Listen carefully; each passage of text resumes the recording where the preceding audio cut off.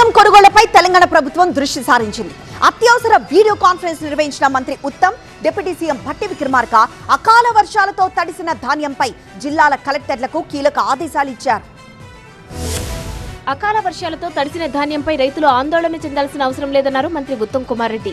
Deputy CM భట్టితో కలిసి అత్యవసర video conference లో పాల్గొన్న ఆయన ధాన్యం కొనుగోళ్లపై జిల్లా కలెక్టర్లను ఆరా తీశారు. వివిధ జిల్లాలోనే అకాల వర్షాలు, అపార నష్టానికి సంబంధించిన వివరాలను అడిగి తెలుసుకున్నారు. ఈ సందర్భంగా తడిసిన ధాన్యాన్ని కూడా ప్రభుత్వం పూర్తిగా కొనుగోలు చేస్తుందని మంత్రి ఉత్తమ్ తెలిపారు. కొనుగోలు చేసిన ధాన్యాన్ని బాయిల్డ్ రైస్ మిల్లులకు తరలిస్తున్నామని, ఇప్పటి వరకు అకాల వర్షాలతో తడిసిన 9,214 మెట్రిక్ టన్నుల ధాన్యాన్ని తరలించినట్లు వెల్లడించారు.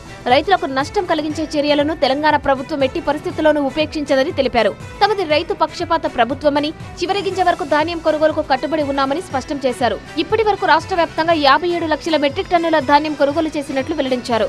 రైతులకు 10,097 కోట్ల రూపాయలు చెల్లించామని, దీని ద్వారా 8,15,000 మంది రైతులకు ప్రయోజనం కల్పించామని ప్రకటించారు. మరోవైపు ధాన్యం రవాణాలో ఎలాంటి ఇబ్బందులు తలెత్తకుండా ఇసుక లారీలను కూడా ధాన్యం తరలింపుకు మళ్లించాలని కలెక్టర్లకు ఆదేశాలు ఇచ్చారు. కొనుగోలు కేంద్రాల్లో ఆటంకాలు లేకుండా చర్యలు కొనసాగుతున్నాయని కలెక్టర్లు తెలిపారు.